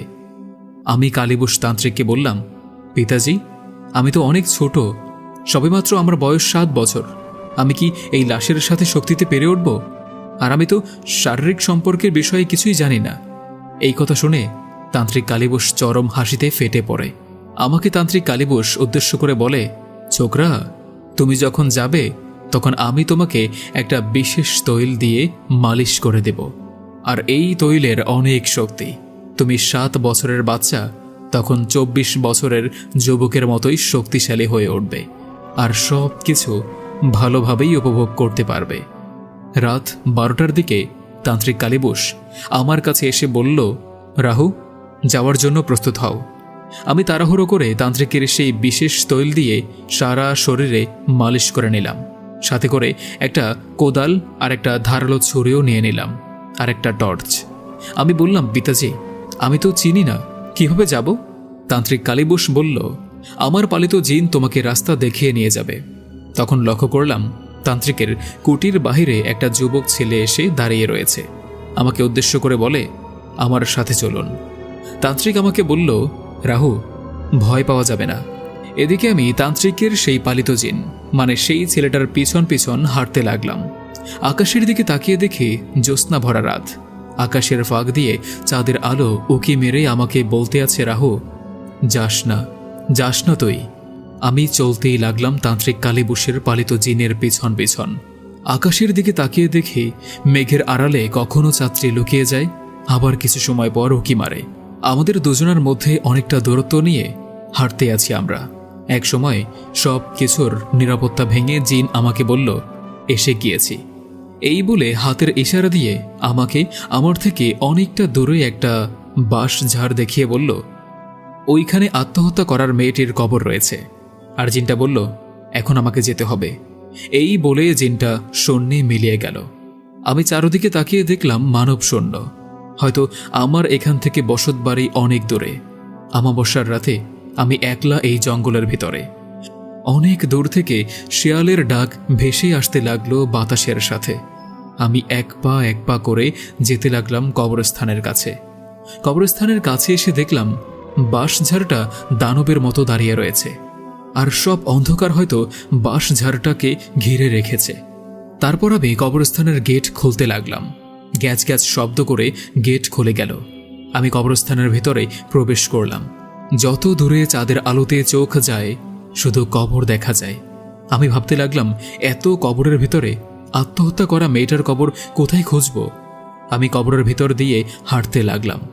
আকাশের দিকে তাকিয়ে দেখি বাঁশ বাগানের ঠিক মাথার উপর চাঁদটা রয়েছে। হয়তো চাঁদটি আমি কি করব সেটা দেখার জন্য আমার মাথার উপর দাঁড়িয়ে রয়েছে। তখন চাঁদের আলোতে কিছুটা দূরে দেখা যায় ঝিকমিক করে একটা কবর। আমি ভালোভাবে খেয়াল করে দেখলাম এটাই সেই কবর, কারণ নতুন কবর বৃষ্টিপাতের জন্য পলিথিন কাগজ দিয়ে ঢেকে রেখেছে, যাতে কবরের কোনো ক্ষতি না হয়। আর পলিথিনের উপর চাঁদের আলো পড়ার কারণে ঝিকমিক করছে। আমি কবরটার কাছে গিয়ে কবরটার দিকে তাকিয়ে রইলাম আর ভাবতে লাগলাম, আমার সামনে আত্মহত্যা করা একটা দাফন করা 13 বছরের মেয়ের লাশ শুয়ে আছে। আপনারা এখন ভাবতে আছেন 7 বছরের একটা ছেলে এই আমাবস্যার রাতে কবরস্থানের ভিতরে একজন আত্মহত্যা করা ব্যক্তির কবরের সামনে দাঁড়িয়ে রয়েছে, তার ভয় করবে না? আপনারা নিজেকে কল্পনা করেন, আপনি এখন আমাবস্যার রাতে কবরস্থানে। আমরা মূলত মরাবারে যে মৃত ব্যক্তির লাশ দেখতেও ভয় পাই, তাও আবার অনেক মানুষের ভিতরে। আপনারা রাহুর জায়গায় হলে কি করতেন? কমেন্টে অবশ্যই বলে যাবেন। আমি আমার ঝোলা থেকে কোদালটা বের করে এক হাত দিয়ে ধরে একদম কবরের পাশে দাঁড়িয়ে আকাশের দিকে তাকিয়ে বলতে লাগলাম, হে উপরওয়ালা, তুমি আমাকে এই পৃথিবীতে পাঠিয়েছ আমাকে শুধু কষ্ট দেওয়ার জন্য। আমার 18 দিন বয়স থাকতেই আমার মাকে আমার কাছ থেকে কেড়ে নিয়েছ। আমার মাকে কখনো আমি মা বলে ডাকতে পারলাম না। আমি এতটাই হতভাগা, আমার মাকে আমি এক নজর চোখ ভরে দেখতে পারলাম না। আমার মা আসলেই কেমন ছিল?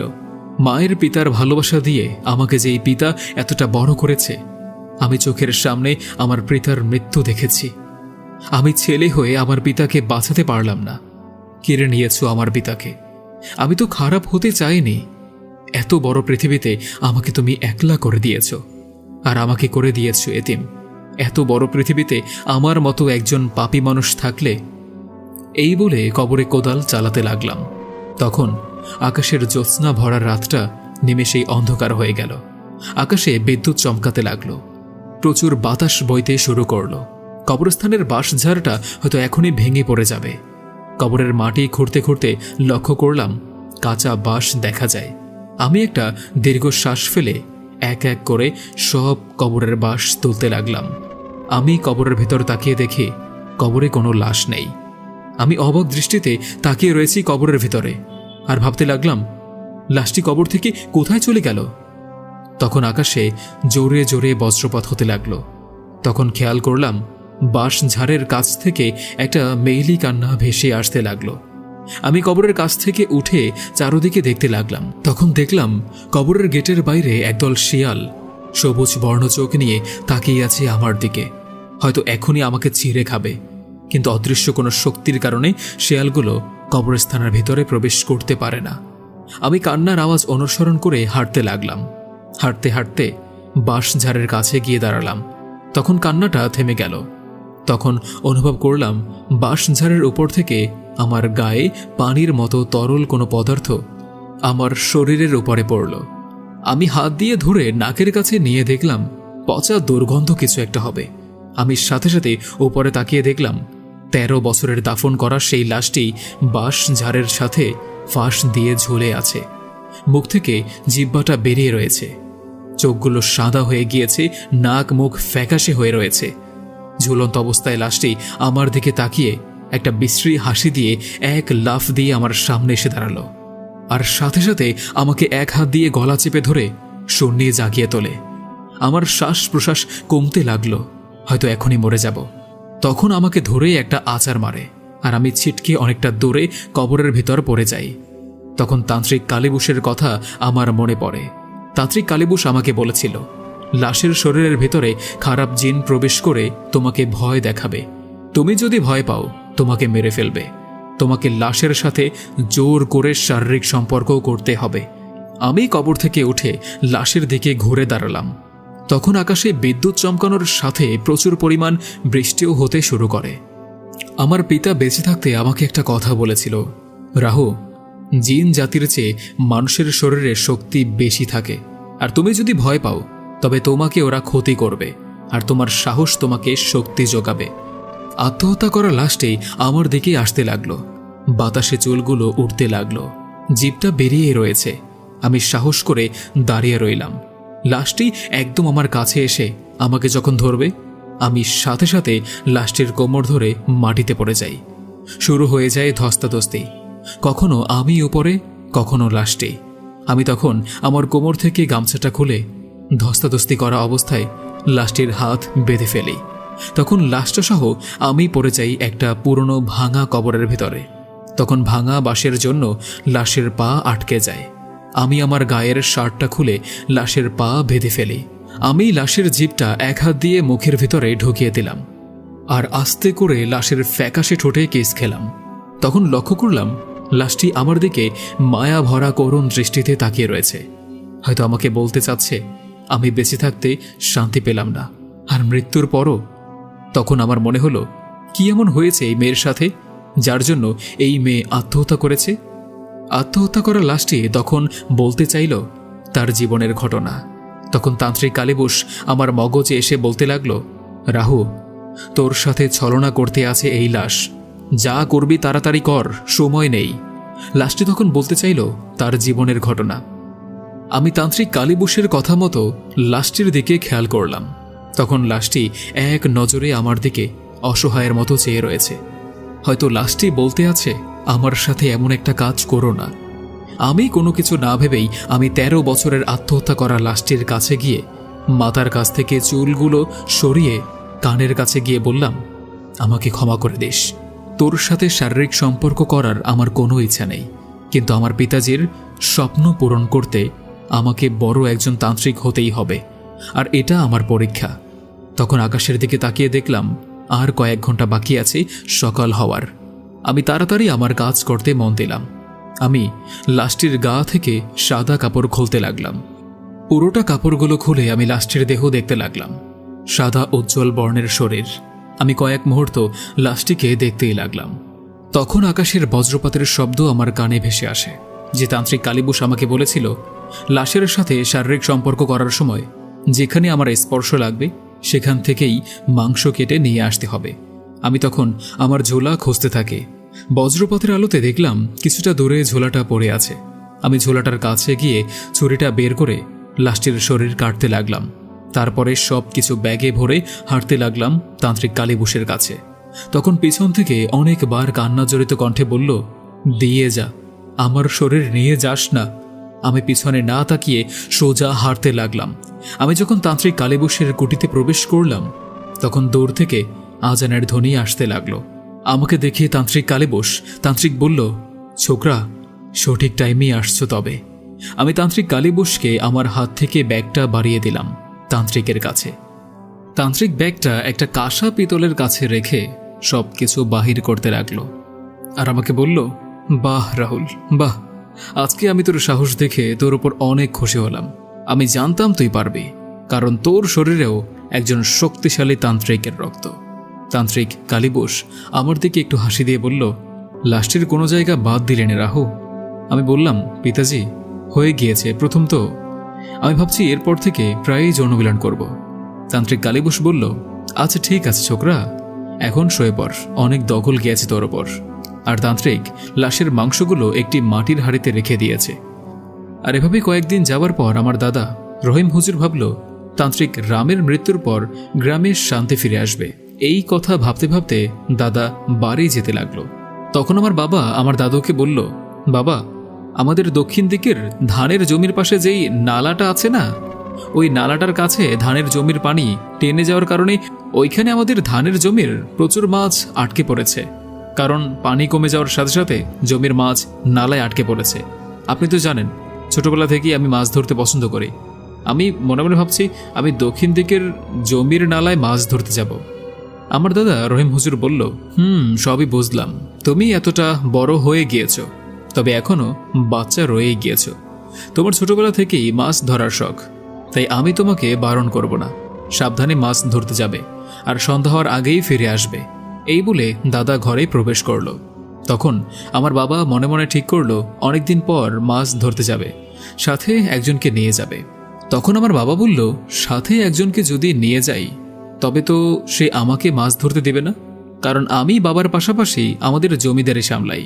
আর এই গ্রামের মানুষ আমাদেরকে সম্মান আর ভালোবাসে, আর তারা থাকতে কখনোই আমাকে কষ্ট করতে আর তাদের চোখের সামনে মাছ ধরতে দেবে না। তার চেয়ে আমি একলাই যাব। এই বলে বাবা তার শখের জাল নিয়ে আর কোমরে একটা গামছার সাথে ব্যাগ বেঁধে চলতে লাগলো দক্ষিণ দিকের ধানের জমির নালার কাছে। প্রায় তখন দুপুর 12টা। গ্রামের কাঁচা রাস্তা দিয়ে বাবা চলতে লাগলো। মাঝে মধ্যে বৃষ্টি হওয়ার কারণে রাস্তায় অনেক জায়গায় পানি জমে রয়েছে। বাবা মনে মনে বলতে লাগলো, বৃষ্টি হওয়ার আর সময় পায় না, সময় থেকেই অসময় বৃষ্টি হয়। হাঁটতে হাঁটতে বাবা তার জমির পাশে এসে দাঁড়ালো। বাবা শুকনো দৃষ্টিতে তার জমির দিকে একবার চোখ বুলিয়ে দেখল, আর তার জমির ফসল দেখে মনটা আনন্দে ভরে যেতে লাগলো। বাবা জমির ভিতর দিয়ে ফাঁকে ফাঁকে চলতে লাগলো।